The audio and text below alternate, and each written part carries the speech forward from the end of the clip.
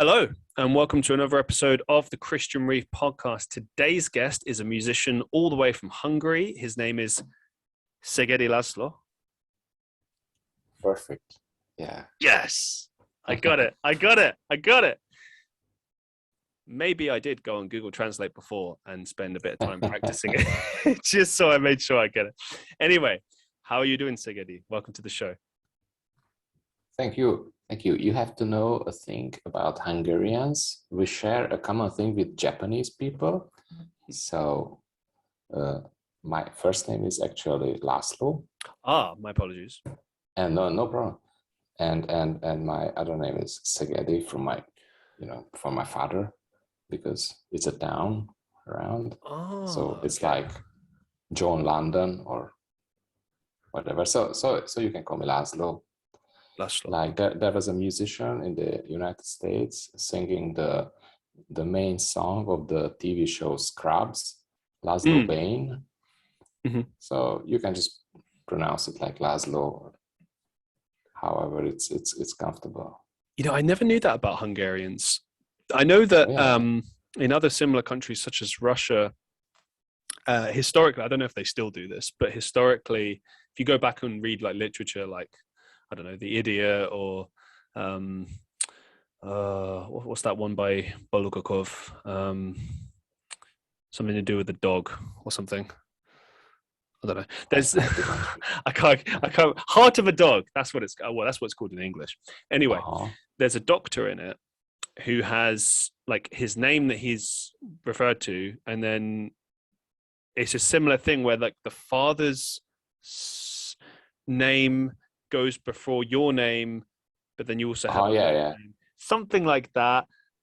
Sometimes like it's like a traditional thing. I don't know if they do this anymore, but they definitely did this in like revolution times and Tsar times and stuff like that. But yeah, that's interesting. I didn't realize that Hungarians but Google changed the order of the names, so this is why you received my name like that. Okay, so Laszlo Szegedi. Learning something new every single day. That's fantastic. Let's jump straight into it. So you're a musician. How did you get into music? Talk us through your journey. Musician, I do that as a hobby because in my private life I'm working in IT. Oh, okay. And after my 2 kids were born, I needed something to get the stress off and relax with something. And besides craft beers, I decided to pick up my old guitar and started writing songs again. And at first, I've written these songs in my native language, Hungarian. And after that, I thought, why not to do an English project? So this is how I came up with the thing I sent to you, popular sci-fi objects, which is a fun project for me. I'm not taking it too seriously. Mm-hmm. I'm not taking the whole music thing too seriously because I don't have to earn too much money from it because it's not my living. This is just a hobby. Okay. I get that. Well, I mean, a passion is a passion, right? You know, I mean, we all have different goals. I mean, one thing I find quite interesting is sometimes, a lot of the time you have people, you know, wanting to make their hobbies or passions their career. But I have heard this before where people say, well, actually, I don't want, you know, necessarily my passion to be my career. You know, I suppose it depends. I mean, if you're, for instance, you're in IT and we'll go into that in a bit, but if you're actually like perfectly content in that and you're happy, most importantly, then what, you know, it's not necessary. I mean, I will say this, I think comparatively, and we can all probably agree on this, like IT is a hell of a lot more, how should we put it? Let's say secure than music as a career option. You know what I mean? Absolutely. As far as like, you know, supporting yourself, supporting a family. I mean, quite. I must say, like, of all the things that I'm pursuing in my life, I've always been a musician. I always will be, but I'm not kind of pursuing it as solidly as everything else that I do. You know, like acting, podcasting, all these other things that I really want to make something of. With music, it's like, I want to do music. I want to record music. That's very important to me. I want to record, get music out there, and I still want to perform, but I don't want to like, go on tour for like a year, 2 years. You know what I mean? Like, I think sometimes with certain things, it's like better in small doses as opposed to just all the time. Because I don't know, whenever I hear like famous musicians talk about what it's actually like to be a musician, like the day to day, it sounds awful.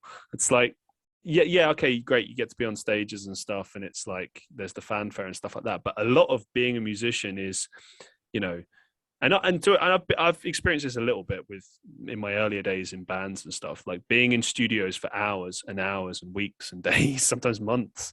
Gigging is very thankless. You do get like I am painting a very bad picture. There are, of course, enjoyable parts of it. Gigging is a lot of fun, but the setup for gigging and especially touring as well, it's like, I don't know, go have a look on YouTube and just type in like musicians talking about touring. It just sounds like not fun. Going on the bus for hours, traveling and living in hotels. And I have just been watching Get Back, that Beatles documentary. Yeah. And actually they were sweating blood. They were working so hard, like 10 hours a day, or sometimes not, of course, but the other times. Did you watch this show? I've seen clips. I've yet to see it, but I've got an understand. Like, of course, I'm a big fan of the Beatles, like most people, and it's for you. Yeah, well, the way I look at Get Back is it's an interesting look into, and very kind of tragic as well, because obviously that was the last outing for the Beatles, as we knew them. Like that was it for them, and it's an interesting peer into kind of them just working as a band. Like I think that's, especially if you're a musician, is very interesting to look at, because I suppose sometimes when you've got these like bands that are kind of like, there's a difference between, I think, like a really good band, a successful band, and then an iconic industry defining band. Like there are certain artists, absolutely. That they transcend everything. Like for instance, the Beatles defined what it means to be like a rock band or just a band in general. Boy bands came from that. Sorry to say that. But everything has come from that, metal, rock, other genres as well. I link to it.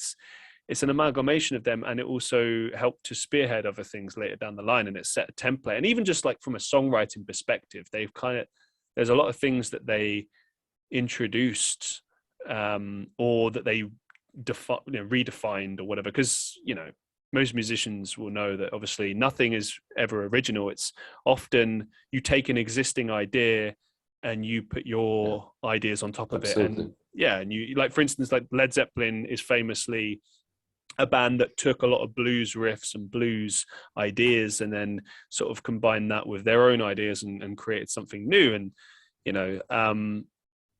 but I think with the Beatles is a bit different, because they did a lot of things that redefined music in many different ways. And they, as I said before, they set a template. But back to the point, like I think from a musician's standpoint, it's interesting to see them at a point in their career where they've made their money.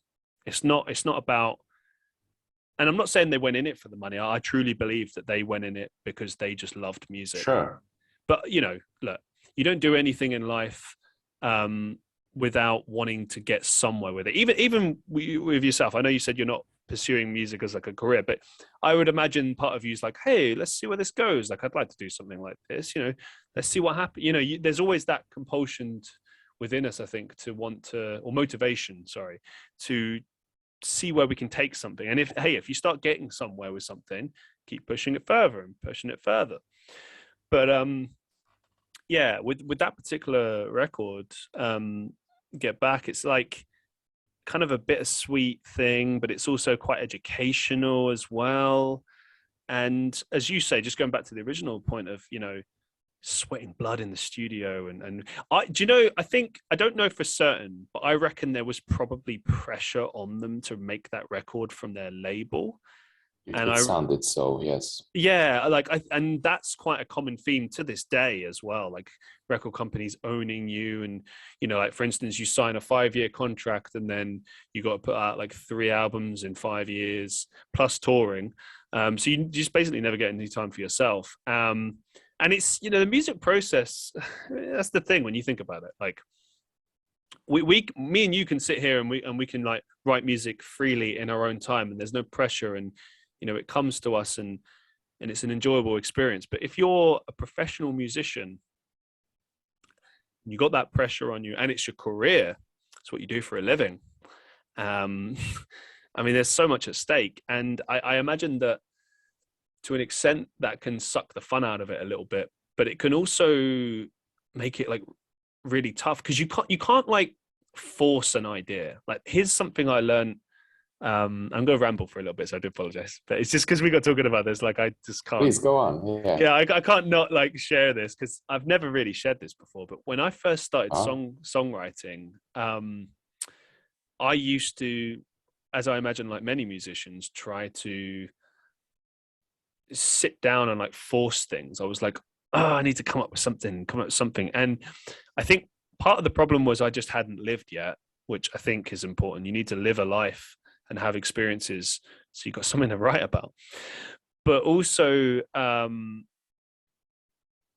think in many cases, like songwriting is something where, the ideas come to you from different places. Maybe it's a 2 a.m. thing. Maybe it's, I don't know, a particular feeling, the loss of a loved one.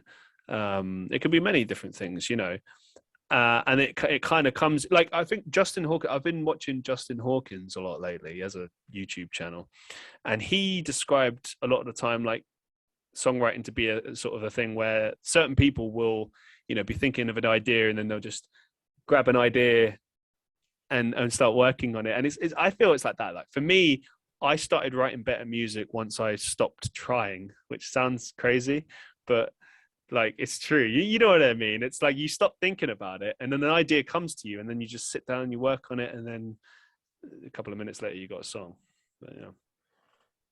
But what are your thoughts on all of that? And what were your takeaways from Get Back?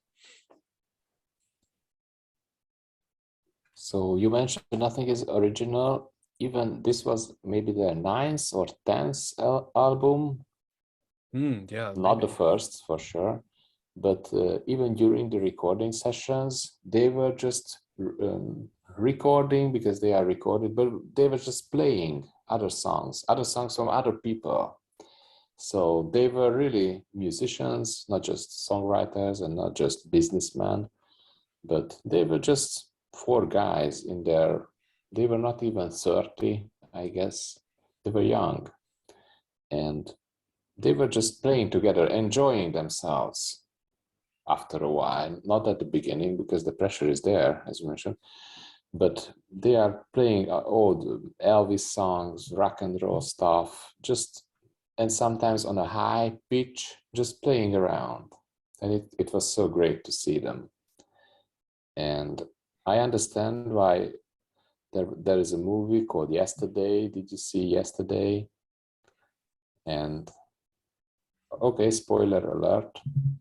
So at the end, the main character of the movie visits John Lennon, because this movie is in a parallel universe where Beatles didn't exist. So this is why John Lennon is still alive. And even in that movie, just seeing the actor who is playing John Lennon, so seeing John Lennon is so amusing. It is so fun. So when I was watching Get Back and I was watching these guys playing, I felt the same. And they allow themselves to make mistakes. So they are all kind of mumbling with the lyrics and playing around for days. Even the song Get Back, they are playing it like 15 times during the movie, and the lyrics is developing. So I think it is a great movie for fans like you, because I was trying to watch it with my family and they were bored. But for fans, it's perfect. It's an educational movie. I for think fans. I think that's the thing. Like, you've either got to be a big music fan or a musician to really get like to be entertained by it. And I know that sounds very like exclusive, like, oh, what do you mean? But the fact that your family didn't find it funny, to me, is not surprising. I think it's just like not in a mean way. I just mean that, like, you know, they just don't appreciate what's brilliant about it. Like, I'll give you a really quick example, like, for those listening, just to define what exactly what I mean here. As you said, like, they're working on their songs continuously, and like that, the song Get Back, like, there's a clip where Paul's just playing it endlessly and endlessly and endlessly. And in the very beginning, it kind of sounds a bit, you know, you can hear the bare bones of it, but it's not quite there yet. And my God, the amount of songs I've written over the years, or people I've heard written songs, like in, you know, the release the early demo, and it's like, oh, this sounds rubbish. But that's the thing about songwriting, isn't it? It's like, even when you've written like the bare bones of it and stuff, like, then it comes to practicing and then playing it, and then you kind of find like a groove. Like, there's been songs that I've written where, you know, it started one way and then I kept playing it, and then I found a better rhythm for it, and maybe I play it a bit faster, or tweak the chords a bit or something like that. And to me, it felt a lot like that was what the Beatles were doing. And as you said, they are just like four musicians having fun, and I think that's kind of like when the music is at its best, you know. But with that being said, though, I don't know. I mean, I love how there's a magical bit in it where George Harrison just goes, "Oh yeah, like I wrote this song last night," and he's like, "What?" And then he just plays "I Me Mine" just perfectly, and I just laughed at that. I was like, "Oh, he just wrote Yeah. this last night. This amazing song. He just like, it just came to him in the night." But then that speaks to how brilliant and talented all four of them were. I mean, they could just write a amazing song like that just like the night before. They were four geniuses, and every fan should watch Get Back. Yeah, I truly believe that. Like, I remember when I was growing up, like, I think most people, you know, you get into music, or you become a musician, you become a fan of the Beatles, even if like you know, you listen to other genres and it's not like your thing. I think they just wrote good music that pretty much, I think, has like a universal appeal. Anyone can enjoy it because it's just good music. But at the same time, like, I think it's when you start delving in and you start looking at them as musicians and what they contributed, and why their stuff is important and why their legacy is so important, that's where it starts to get interesting, I think. And Get Back is a really good example of that, because it's like, it's like one of those musicians movies that every musician needs to see. Yeah, and I know I haven't seen it yet. I've seen the clips, but, you know, like, you need to at least be like into them and understand like why they're important. Like, in the same way that if you watch Spinal Tap, that's a hilarious insight, over the top, but hilarious, as far as like, if you've ever been in a band, you can relate to all of that stuff. And it's just timeless. I mean, that was made in the 80s, and it's still relevant to this day. And that Get Back documentary was in the 60s. I think it's like 69 or something, but you sit and watch it, and like, all of it's relatable, like, just all of it, even just like their little mini arguments, getting annoyed, like the brilliant bit where Paul is like, clearly Paul is the leader of the band, at least at that point. And I never really realized that. I mean, I always kind of assumed that John was the leader of the band, and that he had a bit of a like power struggle with Paul, but like, I didn't realize Paul was quite so like, I'm the leader, it's me, like, I'm the boss, like not always, but in certain instances. But there's a brilliant bit where that bit where George Harrison's playing "I Me Mine," and Paul comes up behind him with his like foot kind of like, I don't know, you know, like when you're like leaning and you're like that, leaning over someone like that, just like, and it's like, even in that interaction where he's like listening, like, he doesn't say anything, but he's like going, it's like smoking a cigarette, like he's already planning on how he's going to change it. like change this, and you're going to do this, and you're going to do this. They were smoking so much cigarette on this movie. Almost every scene is filled with smoke. It's just a different time, and I think that was probably back when they used to tell people that smoking was good for you, and it's like Something like that. Yeah. it's crazy to think at one time that there was actual adverts that told you that, like, yes, smoking's good for your health. No, it's not. But yeah, I don't know. Anyway. Well, speaking of musicians and songwriting and everything, like, what's your songwriting approach? Like, how do you write songs? I think you already mentioned taking an idea, and I'm trying to write lyrics to it. But for this EP, I asked the help from my friends. How did the Beatles sing it? I get by with a little help from my friends. So I asked 4 friends of mine to help with the lyrics, because they also love science fiction, as I do. And I told them, here's this cliche, let's just sit together and write something from it. And they were happy with the lyrics a lot, like 70%. But later on, I was turning them to songs, recording the guitar parts and adding drums, computer drums to them, and singing to them. And I hired some musicians on Fiverr to extend the experience with the violin and saxophone. Interesting. So this was the process. Well, I was hiring people before for my other project, and I really enjoy, because you can get so great deals with that.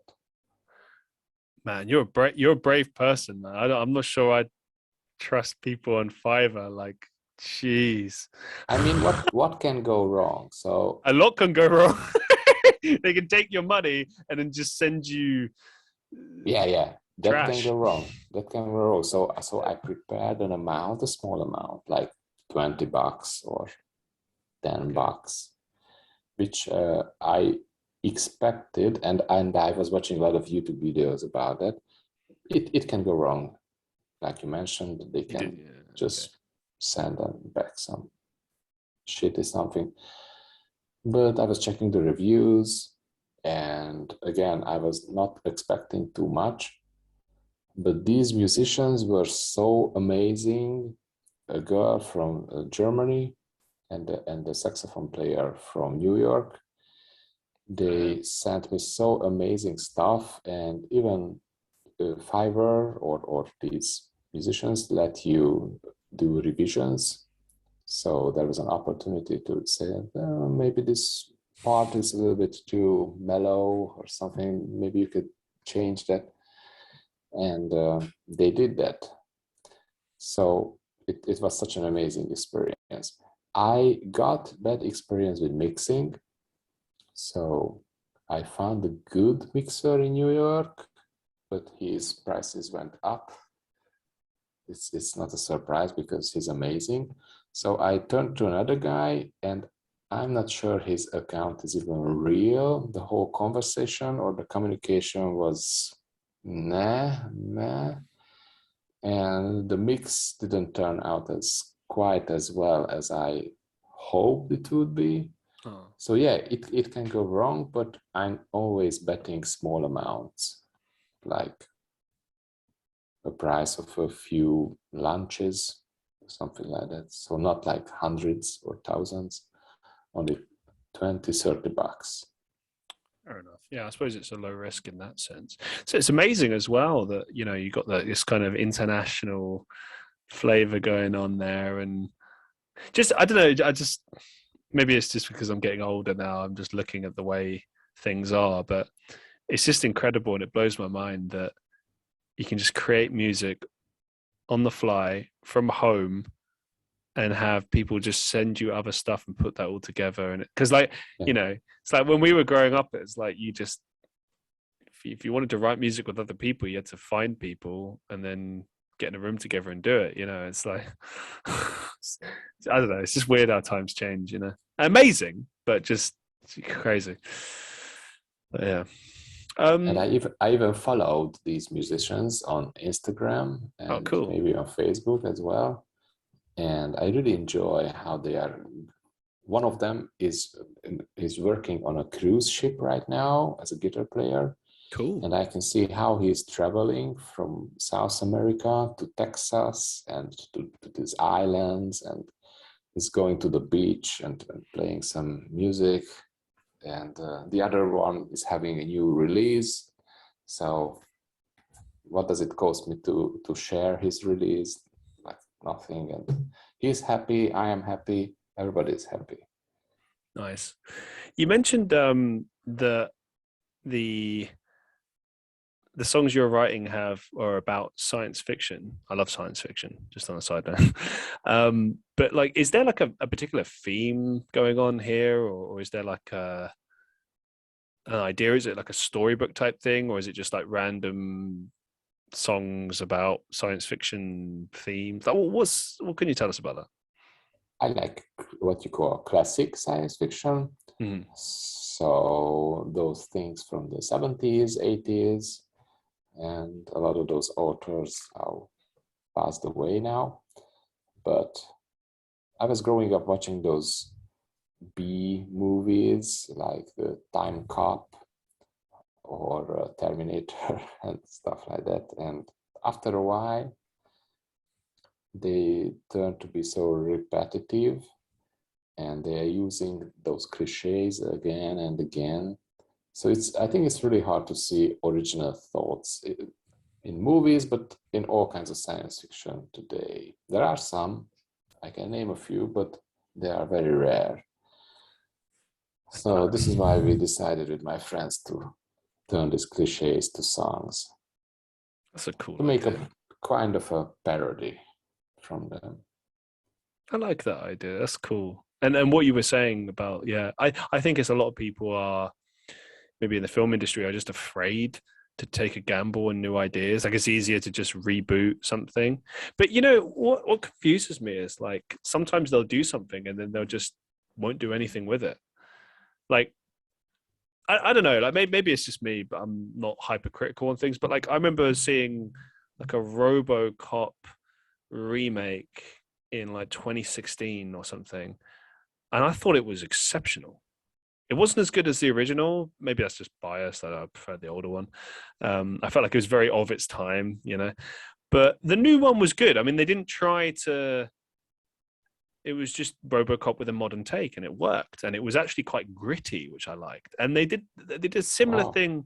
They did a similar thing with oh gosh, the remake of Total Recall. Same exact thing, totally different, but brilliant.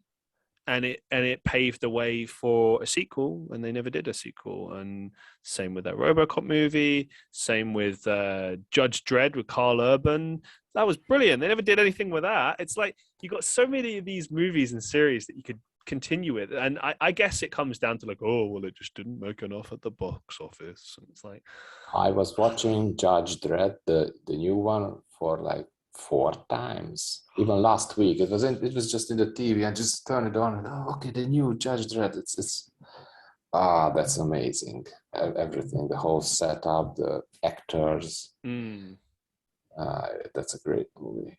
Yeah. Truly, yeah. It baffles me sometimes, like why they don't continue going with these. But I guess for them, it's I mean, it's just a business, isn't it? It's like if it doesn't make enough money, then don't bother. And it's like that's such a shame because there's just so much you can do with it, and sometimes it just clicks. Like I don't know, it doesn't make any sense to me. But then sometimes you see that they'll pump money into something that they don't need to pump as much money into. Like for instance, with the Batman movies, they nailed it with Bale, and then when they moved to Affleck, like I felt like they didn't do anything different. They just kind of repeated the same thing.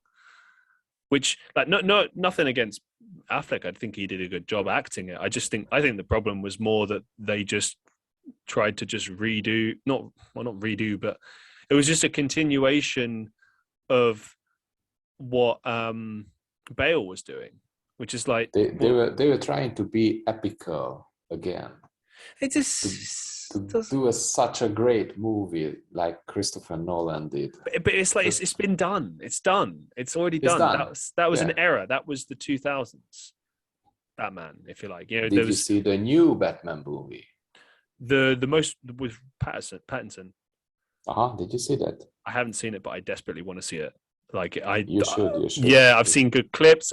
The score sounds amazing. I'm gonna go see it. But there's a perfect example. Like, okay, I haven't seen it just yet, but from what I've seen so far, that's new. That's different. That's different because just like you said, everything, like the whole adventure and life story of Batman was told like 10 times. Yeah. And they skipped that now. So what do I like in Batman is he's this kind of detective guy working with his brain. And they did that. There is a case, an actual case. So he's not trying to save the whole earth and fighting with Superman and with the, okay, not the Avengers, but whoever Justice League, isn't it? Justice League. Sometimes the Justice League, sometimes with just Wonder Woman or whatever they find out. But But in this movie, he has a real case he has to solve. He has to find a killer, and he's doing detective work. He's going to places, finding traces and finding out stuff about the person and watching videos. How shall I solve it? It's a great detective movie with Batman, and this is why I think it's great. It's almost 3 hours, and I was watching it like opened eyes, with wide eyes the whole time. It's great. It's great. Not fantastic. Perfect, but it's great. That's great. So you should watch it. I will. When I get some time, I'm gonna go see that. Sure. It doesn't surprise me that it's good, to be honest, because it's doing something different. That's the thing. Like I'm not saying that there's not money to still be made in Batman. There's still plenty of stories you can do. It's just if you repeat the same stories, people will get bored and people won't like it. Because that's the big complaint right now in Hollywood movies. Is just, oh my God, so many remake, and it's like a remake or a reboot is fine if you do something different. But they're so scared to try something different a lot of the time that they just remake the same move, like do it the exact same way, which is a problem because it's like it's already been done, you know. I get the whole, and I said this before, you know, the thing of like reinventing something or remaking something so it's appropriate to today and it reflects today. I get that, but you still have to tweak things and adjust it still. You can't like that RoboCop example I gave earlier. It wasn't 1980s RoboCop in 2016 or whatever it was. It was, this is RoboCop in if it happened today, you know, and that's the key. I think with Batman, it's been told many times ever since, since the 60s. You had the campy classic Batman, you had Michael Keaton Batman, then you had all the stuff with Tim Burton, and then it got dark. George Clooney, yeah. I mean, even that, as silly as it was different. It was, it's fun. I like that movie. I know it's terrible, but I love it. You know? No, that's okay. I mean, come on, bat nipples. It's hilarious. And the bank card. Oh, it was just part of the time. The 90s and the 2000s was a very strange time. But yeah, I mean, I think the only other Batman story they could really tell, other than diving into the comic stuff, is to go for, like, I don't know which one it is. Maybe it's Brave and the Bold, where you got old Batman and like young Batman and older Batman. I think right now, the next step is do a movie with Pattinson and Michael Keaton together. That would make sense. And you know what? It would kind of work with Keaton's Batman as well, because while there was that kooky kind of campy classic villain stuff in his movies, he was still like a serious Batman, and it would kind of work. I don't know. I think that's a story you could tell, and do it now while Keaton's alive. And it would just be great fan service, I think, and it would be fun. And clearly Pattinson did a good job with this. So Yeah, why not? But they'll probably do a couple more mini movies with him, won't they? And we'll see. But yeah, good stuff. Bringing it back to you and your music, I'm intrigued, and I've asked other musicians on my show this from different countries. What does it feel like for you writing music in English as opposed to your native language? Like, what's that experience like? Is it vastly different, or like, can you explain that to me? Absolutely, it's different. In a way, it is easier because I think a lot of people, maybe including myself, is speaking English on a basic level. I mean, okay, I have some exams and I'm working as a translator, but still with the active words, I'm only using a few hundred, maybe thousand words in English. And this makes this language I'm using, and a lot of people, even Indians or Chinese or whatever, a more simple English, if it makes sense. And this makes even the text of the song easier or more simple. And for me, it feels like chewing a rubber gum or a bubble gum.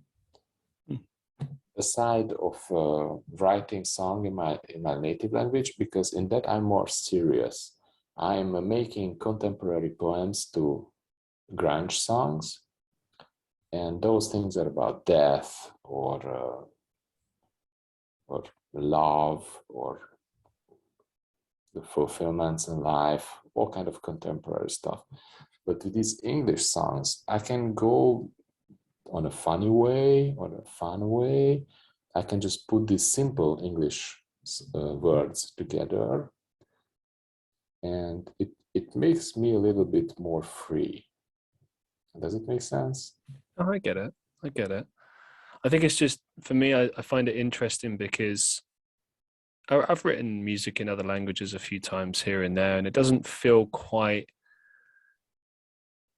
me. It's like, I don't know, it's like, to me, it makes perfect sense when you say I write the serious stuff in my own language and then something a bit different in the foreign language. It's like, it makes sense to me because it's like, it feels awkward with the other language. Like because I lived in Europe for a few years in a country called Estonia, and whenever I spoke Estonian, I remember kind of, I felt comfortable with it at one point, and then it was kind of funny to me. But I never kind of got over how strange it was talking in another language, but it began to make me understand what it's like, especially when you speak another language consistently. It's like it doesn't feel like you. It's almost like a weird lie in a way. It's like, I don't know, like, and I remember saying this to other people, and some people would get it and other people would be like, what are you on about? Like, I remember talking to a Russian friend of mine when I was working over there, and I explained this to him and he was like, I don't know, I speak Russian, speak English, same thing. Like, and I was like, huh. So I guess it's different for everyone, but Yeah, I'm using English in my professional life in IT sure. as well, and also as a translator. So I feel it's my second nature. But Sure. I feel the same thing you mentioned with German. Mm. I know basic German, and I'm also doing translations from German, but it is so different from me. It is really another word. And if I'm speaking in German, I think it's a lie. No, nobody would think that I'm a real German. Okay, I have an accent in English as well, but I can make myself more comfortable in English than in German. It's strange for me as well. Like, when you begin to understand another language, like, and you can hear it in the background or something, and you don't understand it like 100%, but you do at the same time. Like, when I was in Estonia, I was filming this movie, and I was like listening to, because most people on set were Estonian, and our I don't know, production assistant that was like, she was like a more senior level person, was like coordinating us, telling us what to do, etc. And she knew that I was foreign, that I was English, but she also knew that I was living there and I understood Estonian to a degree. And she'd often come up to me and be like, "Did you get that?" And I was like, "Yep." And it was weird because I was like, "How did I get that?" Like I just sit there and I'd be listening and I'd just and it's like I don't know. It's like the penny drops and then suddenly it starts clicking. But I think it comes from practice, doesn't it? It's weird, like, because I always knew like this isn't my language, but I understand it and I speak it enough that it's become natural. But it's like never quite the same. I don't know. It's fun though, but yeah. They were not cursing or using bad languages, right? No. Just simple everyday stuff. Yeah, no, just like instructions, what we were supposed to be doing next and stuff. Yeah. Yeah. Yeah, I mean, I learned it to a fair degree, like quite conversational. I was there for about 3 years, so I got it. But I think it's interesting. Just bringing it back to music, like I think it's very interesting when you begin to write music or poetry or something in another language. It's like, because poetry and music is very a deeply personal thing, isn't it? It's like a extension of yourself, and you're communicating ideas and feelings within that. And I think to write in a foreign language, you got to kind of feel comfortable in it to a degrey that you're able to convey what you want to convey, and B, well, I find myself repeating myself, but you feel comfortable doing it. Like I don't know, like like for instance, I tried to write a few songs in Estonian and it just didn't work. Like it just seemed very, and I think part of that is just I just didn't have a strong enough command of the language. But also I think it was more that I realized that you have to kind of feel comfortable enough to be able to articulate yourself and communicate your message comfortably. I mean, I'm just going to keep repeating myself here, but that's the deal. That's how it is, I think. But yeah, interesting. It really is, yeah. With regards to your music, I mean, let's say you get some traction with it and it goes somewhere. Would you want to stay independent, or would you be interested in signing maybe with a label or something? Like where do you stand on that whole argument? I tried to look up a few labels, but I don't think I have too valuable stuff for them. So I understand labels are now searching for things like Dua Lipa or a new Bon Jovi, but everything what Bon Jovi has right now. So the fans, the whole catalog. I didn't see too much labels interested in new, very alternative, standalone guy with 2 kids who is sitting at home and writing his songs. So I don't know. I think man. I would go with it independent. You never know. I mean, I think you're underselling yourself. Like anyone can make it. Anyone has the potential to make it. You know, I don't think that any of those things stand against you. I think it's more a case of what you have to contribute and clicking with people, you know, it's so many factors, isn't it? It's clicking with people, it's clicking with like either your country or like a particular movement that's going on. It can be timing, it can be so many other factors. But I don't think that, you know, those things hold you back or anything, but you see people of all ages making it. But I suppose it depends how you define success and what you're looking to achieve and stuff like that. Like you mentioned a few pop artists there. I mean, I don't think your goal is to become a pop artist, you know what I mean? And you already mentioned you sort of, yeah, you do like sort of rock and grunge and all these kind of things, and there's still a market for that, a very huge market worldwide. And you know, I think it's a combination of a bit of luck and perseverance and just kind of offering something a little different than maybe what's been kind of offered already, or taking an existing idea and kind of like transforming it a little bit, you know. But I always, yeah, never undersell yourself, my friend. There's always a chance with it, you know. I think the next step could be, as you mentioned, clicking with people, so collaborating with other artists more. I think that would be a good next step. So I'm looking around for that. Cool, man. Cool. Best of luck with that. Thank you. One thing I didn't really sort of delve into there with you is obviously you mentioned that with what you're doing now, you've kind of sort of come back into this. You know, you've had kids, you've got like maybe a little bit more time on your hands, so you're working on these projects and you're pushing it. But is this something like, when did you start getting into music like for the first time? Was it something in your younger years and then you sort of just put on the back burner for a while, or is it always been in the presence in your life?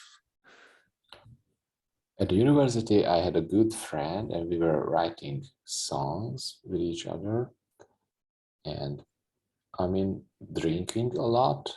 Hey. And after drinking, we were writing shitty music and shitty lyrics, but it was so much fun. I didn't have such fun since that.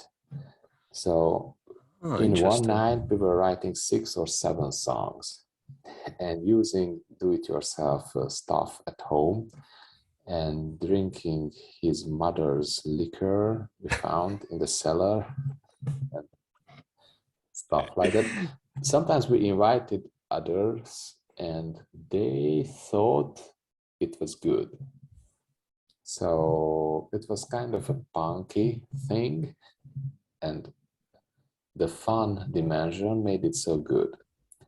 And we didn't care about writing good stuff. We were translating U2 songs to Hungarian, or cool, Nirvana songs to Hungarian, and we were translating it badly because both of us were students in the translation part of the university, and we were learning how to translate in a perfect way. So at the weekend, we were doing it badly. And it was so fun, so much fun. And after that, we just had our Yoko Ono.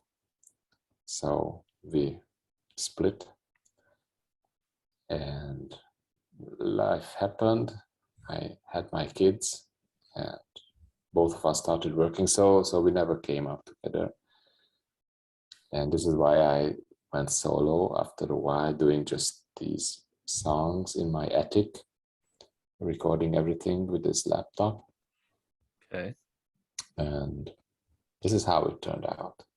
It's like a process of rediscovery almost. It's quite interesting. But now it's taking on a bit of a new onus. So it's like you're no longer that teen boy mucking around. You're a man with responsibilities, but the same fire is still there. Absolutely. Absolutely. Awesome, man. That's really refreshing to hear, man. One thing I think I'm interested in hearing about is have you played any shows, like live shows, live performances with what you do? I started to put these songs together just as COVID started. Uh-huh. So no, not really. No. You planning to? Maybe. Yes. There is a gig series all around the world, and maybe in your town as well. Which town are you in? Not London? No, I live in Manchester in the UK. Manchester, okay. Maybe, because Manchester is kind of a big town, maybe there is this thing called So Far, so Songs from a Room, So Far. I'm not sure on that one, actually. It's an abbreviation. So what they are doing is putting back songs to the meaningful listening. So they reserve small places like libraries or churches or the galleries with 20 people or 80 people, or so small gig. Okay. And how they organize is they don't say who the performer will be. You only have the date, and you sign up on a sheet, and it's an international sheet. So yeah, you have to look it up. But you sign up, and 2 hours before the gig, you receive where it will be. Oh my God. Yeah, and sometimes it is a bring your own beer event, so you can bring whatever you would like to, because it's not a venue. It's really a church or a library or whatever, or a garden, a private garden, or a university room. And you go there, and they ask you to really listen to the songs, turn your camera off, turn your mobile off. You have to go, well, not really off, but just don't pick it up, don't scroll it, don't check your Insta or whatever. And they usually have 2 or 3 performers, and they don't tell you who they are. So they come to the stage, and you know it by them. Of course, at the beginning, they write their names up, because these performers are usually upcoming new performers. So they say, okay, today we have this performer from Manchester or from another city.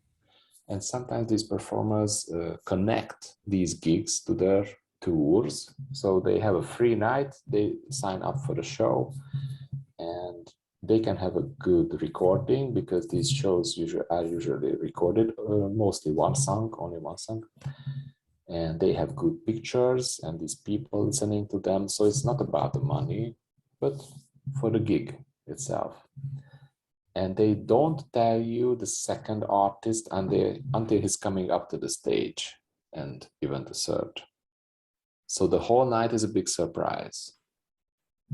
I love that idea. I think that's brilliant. And just like in case of Fiverr, it can go wrong. But it would be brilliant in a way. I mean, it depends, doesn't it? I mean, I think if you go there with a kind of attitude of like, we're here to have a laugh and have a drink, and you know what I mean? Like, I'd be up for this. I think this would be good, because this is how we do with my wife, and sometimes with a friend. We just go there and let's see what happens. And oh my God, I've been there like 10 times, and 2 or 3 times, one of the performers were really, really shitty. You got to tell me, like, why? But the other one was good. So when they were bad, like, what was the worst thing that you saw? Like, just the worst. It's a local band. Okay. And so they have an English name, and they are singing in English, some kind of metal. And I don't want to say the name, but the word better, like in the meaning of best, it's not the same, but in that meaning, it's in their name. And they are like, it's not the best. It's the worst. But what went wrong? Like, what? Why was it not the best? They said these gigs are usually acoustic, so you have to prepare for that, because the space is small and you don't have too much gear. Sometimes they organize it somehow. So this metal band was coming up, and they said that, okay, we're a metal band playing with distorted guitars and really loudly, but now this is an acoustic gig, so it won't sound too good. But I have to say that the songs were not good themselves. They were boring. They were not written well. There were a lot of the same words repeating again and again, and even the songs sounded the same. And the guy was trying to sing, screaming with an acoustic guitar. It was not working well. Oh no. And they felt that it's not so good. So they said that, okay, this was not our best gig, so let us show you how we usually do. So they asked the organizers to play something from Spotify, how they usually sound. And it was a cringy feeling watching them, and they were just standing there, and the screaming was coming from Spotify, and no. So I don't think it was well organized from them or well planned. So like, okay, we are this band, but we can sing Wonderwall for one time because we are musicians, and here are two acoustic guitars. Why not? Or just take one of their songs and turn it to an acoustic version. They could have come up with so many things, but they didn't. It's like when a comedian bombs on stage and they don't take it well. That's what it sounds like. Like, I don't know why, but it reminded me of this comedy gig I went to years ago where,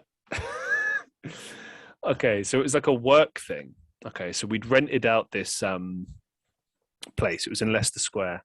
And we'd rented out this venue. It was pretty cool, you know, there's like 20 of us from work, and we're all there to see a comedy show. I was young. I think I was like 18, 19. It was fun. Like, it was a fun night. And like, not all the comedians were bad. Some of them were really good, actually. But there was two comedians that came on that were both bad for different reasons. The first one, bless him, he came on. He was the very first comedian.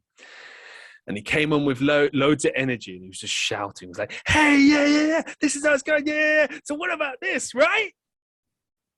Crickets. Silence. And he's like, yeah, but you know how this goes, then this goes. And here's the amazing thing. Like, at no point did his energy level drop. Because you'd think after doing a half an hour set that at some point it would begin to become apparent that this set's not working and you're not going to get a laugh. He just kept going, which I respect, you know, you just see it through, right? But it was painful. And I think a part of my soul died in that moment, just watching him just bomb. And I think a bit of his soul left his body while he was, you know, pretending that he was really into this. I think inside he's like, this is terrible. But he just kept going. But fair play. I say this is the thing. Out of the two comedians that were bad that night, he at least had a good attitude, because he was like, thank you very much. And everyone gave him a, you know, golf clap. And then he left the stage, and it was okay. But then there was a guy from Scotland. And here's the thing. Scottish people, brilliant, very funny. I was like, oh, well, this is easy, man. Come on. He's Scottish. I mean, this is going to be hilarious. And I'm not saying like laugh at the Scotsman. I mean, just Scottish people have a good sense of humor. It's quite dry, quite sarcastic, you know, quite similar to English humor, but sometimes they can be a bit rougher with the jokes, you know, maybe a bit more swearing, you know, like I don't know, like, I like Scottish people. But this particular Scottish fellow, bad attitude. He came in, he was a tall guy as well. He was probably like 6'2", 6'3". And he came on stage, and my only guess at this point is it's maybe he's done a couple of shows. He's not done a many. He's just starting out maybe. And here's the thing. When a bit's not working, normally you just move on. You know, if it's not working the first time, maybe you try it the second time. If they don't bite, it's a bit like fishing. You know, you keep casting your rod, and you get nothing, you move on. You move to a different swim, right? But he just wasn't getting the picture. And he kept doing this bit about Hitler. And you'd think doing jokes about Hitler would be pretty straightforward, pretty easy stuff. You know, you can usually get a cheap laugh out of it. But somehow he just, I can't remember for the life of me what he said, but he was trying to make a comparison between something and Hitler, and it just wasn't sitting, and the audience was just dead. And he got heckled a little bit, nothing bad, but just like, you know, a little bit of a heckle. And normally comedians should be able to take that in their stride. And as long as it's not mean, maybe they can even use it to their advantage, you know? But he, instead of like taking it in his good stride, he decided to just verbally assault someone in the audience who happened to be, he was a manager of mine actually. But he was a bit more like, I'm everyone's friend, that kind of guy. And he was just sitting there, just looking at this guy. just like, what is this? And so the comedian starts attacking this guy in the audience. He's like, oh yeah, what's your problem, Baldy? Like, why is it so funny? What have you got to say? And then the guy, he doesn't say anything. He's just laughing at him, and he's like, what are you laughing at? What are you laughing at? What you got to say? And he just goes, you're not funny, mate. Crickets.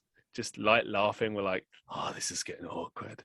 It just kept escalating and escalating to the point where it was just awkward, and we were just all praying that he would just leave and go away. But he was getting more and more aggressive, and then by the end of it, he turned around and he called the guy in the audience the C word.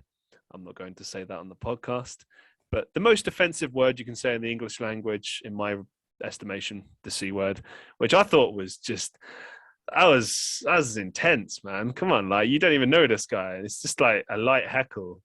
You know, I understand that the gig's gone badly for you, but come on, like. And then he just turned around and he was like, you're the worst audience I've ever had. Fuck you. And then just walked off stage. And then we all proceeded to cheer and clap when he left. Like yeah, woo! Like sarcastically. Oh, man. Do you happen to know that whether he's going on as a comedian? No, I imagine he probably called it a day. I would hope he did. Either that or he just had a better attitude. So he didn't turn out to be famous. I don't think so. I don't think I've not seen a Scottish comedian that looks like him, but I don't know. Okay. Maybe if I do, I'll let you know. But just on the themes of people dying, like on stage, like what you said there, it sounds a bit like they knew they were crap on stage. So then they were like, oh, no, wait. We were just screwed. No. Turn on the Spotify. Get someone on the Spotify. And then everyone's just like, this is awkward. Can you take the microphone away? Can we cut their microphone? Come on, this is awkward, man. No. And then everyone's just like, yeah. What do you think? What do you think of it? Is it good? Do you like it? It's all right. I don't know. What do you think? Exactly. Yeah. What they were actually saying, like, do you like it? Do you like the song? What do you think? Like, not like this, but the feeling and the vibe was the same. Yeah. And I think they did bad for themselves, because even later on, years later, I see the name on the gig list or a big festival or whatever. I just think about that case, and those 50 people who were there can recall that night, and you can get better. Everyone has a bad gig. I mean, I've had bad shows. You know, everyone has a bad show. But yeah, that attitude is not great. You know, you don't want to have that kind of attitude. I mean, crikey, I've seen it. I've told this on the podcast before. I've seen big bands do it. I once saw Dragon Force perform terribly. They were absolutely terrible. And this was at the very height of their popularity in like 2007, right around the Guitar Hero days. Like, and it was a big little mini festival. So you had like Trivium, Shadows Fall, Arch Enemy, Machine Head, great lineup. And Dragon Force was there. They were like second or third on, or no, I think they were just before Trivium, actually. Trivium were the headliners. And just the worst attitude ever. And here's the thing. Drummer was okay, pretty good. Bassist was good. Herman Lee was good, as you'd expect, but the other guitarist, terrible. It's like he first day playing the guitar or something. And the singer was just awful. And we just started booing them. The crowd just started booing them. They were just, I'm sorry to say it, but they were shit. It was a bad, I don't know if it was a bad gig or whatever, but they were just terrible. And it almost felt like a lie, like everything we'd seen and heard about was a lie kind of thing. And then they played like 2 songs, and then it was like, oh, you can't boo us. Oh, you're the worst crowd we've ever had. And then they just dumped their instruments on the floor and walked off. Oh. And we all cheered, and then Trivium came on. So did they crash any guitar? No, but I think the vocalist threw his microphone on the floor and walked off. But the rest of funnily enough, the rest of the band were really professional about it and just said thank you and walked off stage like nicely. But the guitarist, the rhythm guitarist, and the singer walked off in a half. I remember that. Yeah, it was very surreal to witness that, like especially from like real. Because there's one thing about that band that you said they're probably just starting out, but like Dragon Force was this big band, like you know, you don't expect that from professionals, but I guess it happens from time to time. It is what it is. In any case, moving it forward, you mentioned that you have a job in IT. What exactly do you do in IT? I'm a software tester. Software and tester. As you mentioned, liking my own stuff in my professional life, I totally do that. So many people in IT, sometimes they are wondering that bots and artificial intelligence is taking testing over.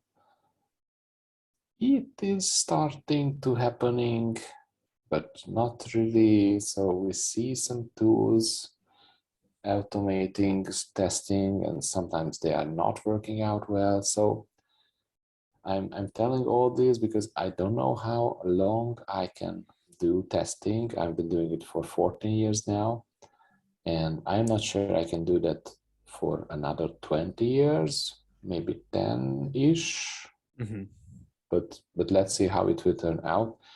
But just like you mentioned, I'm happy in my professional life, and this is why I do music as a hobby only. Well, this is interesting because if you already know that potentially your position could get replaced by AI, which I think is a danger for many of us. I sense the same thing will happen with marketing one day to some extent, which is my main field. Do you have like other things you could move to, or do you have ideas, plans for other things you could move into? Yes, the obvious one, learning out how to handle these tools and how to manage them. So at this point, it seems that manual testers and automated testers working together, or a person can use automated tools as really tools and not like our rulers or gods, but more like helping tools. But I'm also interested in business analysis, so requirement gathering and talking to clients and stuff like that. So that can also be a future plan. But right now, automation seems to be a viable plan. Yeah, I mean, I think there are. Yeah, you always need to monitor automated systems. 100%, that'll always need.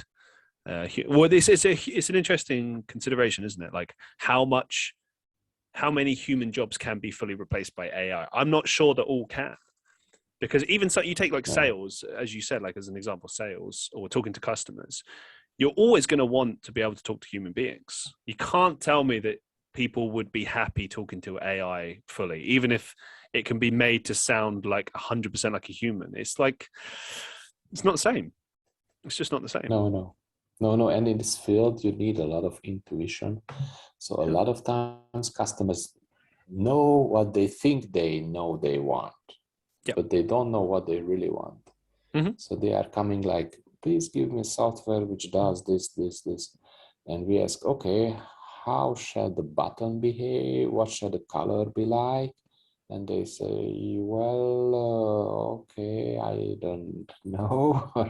or we don't even have this conversation. We just can come up with a product, and based on that, they can say, okay, replace this, let's change this. Oh, this works really well. I like this.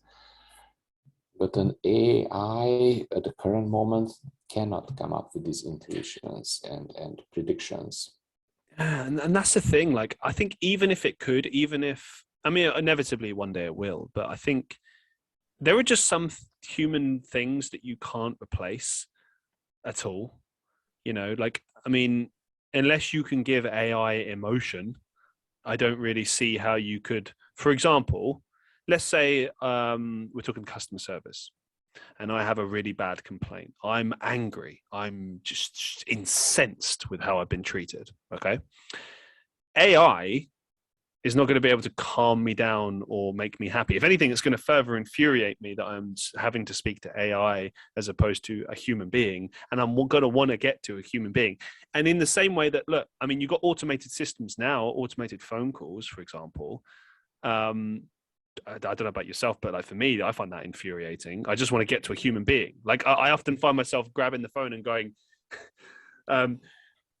talk to human, talk to person, talk operator. Like I just, and it'll keep saying like, do you mean this? And I'm like, no, talk. And then eventually you get what you want. And then you talk to someone and then they're like, oh, have you been on a website? Have you spoken to this? Have you done this? I'm like, no, I just want to talk to someone so I can get this done. So it's, you know what I mean? And sometimes even something simple, like I go into a bank and they're like, oh, you know, you don't have to queue up. You can just put your money in that machine over there and it does it automatically for you. And it's like, maybe I want to talk to a human being and just have that reassuredness that I've seen you make this deposit for me and I'm happy now. Because what if that computer breaks, which is very viable, it could, or there's a software malfunction, or it gets hacked, which is a very real possibility in this day and age. You know, it's like, sometimes it's good to just talk to a human and get what you want, you know? Sorry, I'm just jumping on this because I keep getting ideas with this. But you know, like when you go into a supermarket and, you know, there's all these self-checkouts now. It's like, don't get me wrong, I love self-checkouts. I think it's brilliant. But you can't tell me it would be great to fully just have only self-checkouts and no staff. Like that's no. Sometimes you need and want to talk to a human being, or as you say, you don't know what you want. Maybe there's things you've missed out on, because I can't count how many times I've been doing my shopping and then like a member of staff goes, oh, by the way, you can get this, this and this, like as an offer or something. And I'm like, oh, I missed that. They're like, yeah, or we got this for you, or we got that for you. And don't get me wrong, sometimes that's annoying, but sometimes they actually save you some money, or they make your life easier, or whatever, you know. So yeah. Sometimes I do consultancy work for companies, like how the websites should behave, and I always say, could you please turn that chatbot off, because nobody loves chatbots, and they say, really, we were spending so much on it, and it's true, they don't really work. I hate them. I tell you what, go on. I always try to test them and they don't really work. Yeah, it's the same for me. Like I think I actually wrote, funny enough, I was writing some articles about something related to this. Actually, I think I actually wrote an article about chatbots at one point, and I was thinking as I was writing it that the best way to use a chatbot these days is kind of like a referral service thing, like a Q&A style thing. So you still get people to go through the questions to answer it kind of like a form, but you still have the end goal of getting them to an operator in many cases, or like getting them the information they want. The reason that you use a chatbot is you're trying to do one of two things. You're either trying to get more information, so you need your questions answered, or book an appointment or something like that. So those are your two main options. Okay. Now, if you want to book an appointment, you might be able to, to probably do that without the need to talk to a human or whatever. Getting the information you want from the from the chatbot, in many cases you can get what you need, but there's a lot of times when you can't. And a good chatbot, the one that's set up well, will keep trying to answer your question. And if it can't, then it gives you like, you need to call this number, or we'll refer you to this, or we're referring you to a real person. Perfect. Brilliant. That's exactly what a good chatbot should do. But I've seen so many where it's like, oh, we can't answer your question, or please refer to the website. And it's like, this is just, I log off the website and go somewhere else when I see that. Cause it's like, they clearly don't care. Absolutely. Yeah. They don't care. They've not put enough effort into it. And that's the best way to use a chatbot, I reckon. Cause I just see it like a standard form. It's just a form style thing that can, I think sometimes it impresses me that like when it has genuinely picked up enough information, it can usually point you in the right direction pretty quickly based on what you input. So sometimes certain chatbots are better than others, but sometimes, they're just awful. And infuriating, I think, is probably the way I would put it. I mean, but again, I guess it depends how you program them and to what extent and how much effort you actually put into it. Yeah. I'm going to give you some sort of serious questions now that I like to ask my guests. Oh.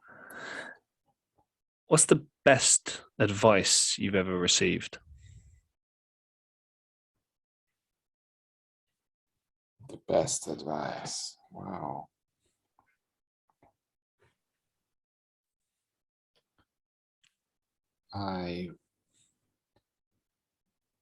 It's not a relative or a friend, but so when my children were born, we had a lot of problems managing, time.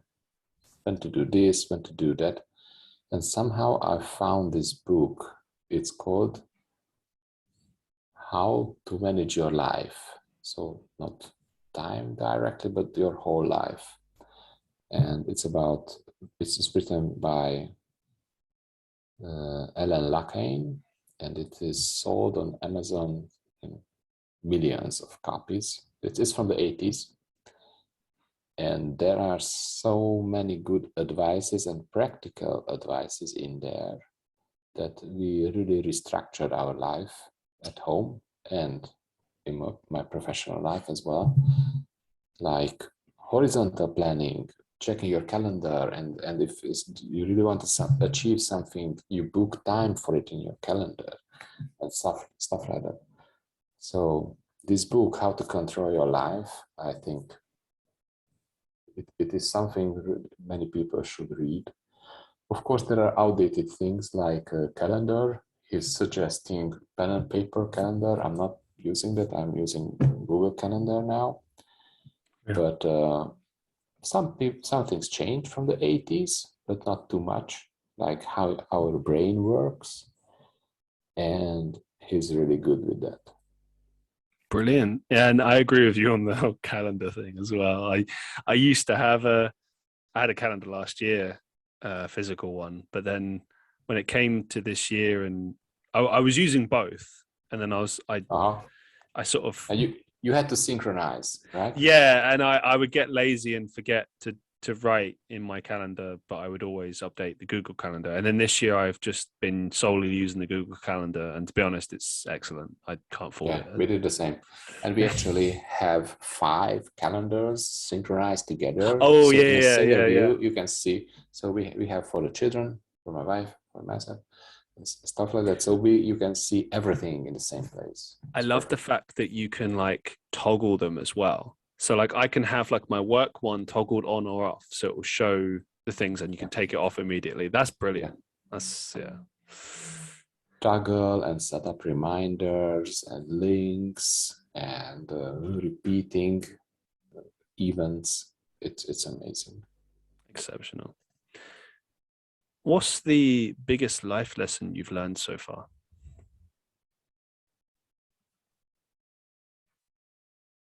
There was a movie about Steve Jobs, and he says, I don't know whether it's true or not, but he says in this movie that he was learning calligraphy at the university, but after a while he dropped out, so he went to the IT stuff, Apple and stuff like that. But later on, he used his knowledge about calligraphy in designing the Apple products, how the fonts should look and stuff like that. And based on that, he suggested that learn whatever you would like to learn, because you don't know how it can be useful later on. And I can really relate to that. This is how I use my simple guitar playing chord knowledge right now. Or I was reading poetry, and now I can teach these simple poetry things to my children. So you can be passionate about things, you can learn things, and sometimes maybe 10 years later or 20 years later, maybe you can reuse them, sometimes not. But so you spend some time learning something. But don't be afraid, learn unnecessary things, because it can be useful later or not. Yeah. No, It's not a waste of time, never. Yeah, I agree with that sentiment. I don't think there's anything learnt that's ever unnecessary as far as like skills are concerned and whatnot. Like you never know when find yourself using them. it's funny how that works out. Like, I mean, I look at marketing. You know, I studied marketing at university, and I do it a lot on a freelance basis. And I find myself working in other fields freelance now. It's a bit of a departure at the moment, what I'm doing from marketing, but I still do it on the side. But the more interesting and funny thing I find is that everything I do online, podcasting, cultivating or creating an acting career, you know, advertising, posting stuff online, all of it uses marketing and the practices I've learned throughout working in corporate, working for companies, working freelance, etc. And if anything, I use more of marketing in those endeavors than I do in actual marketing itself. And I mean, I'd say I more learned it from the jobs I did rather than university. But that was a thing that I thought, I'll probably just move away from marketing and then move into other things. But I use it with everything I do. So yeah, it's funny how these things can become useful and continue to be useful.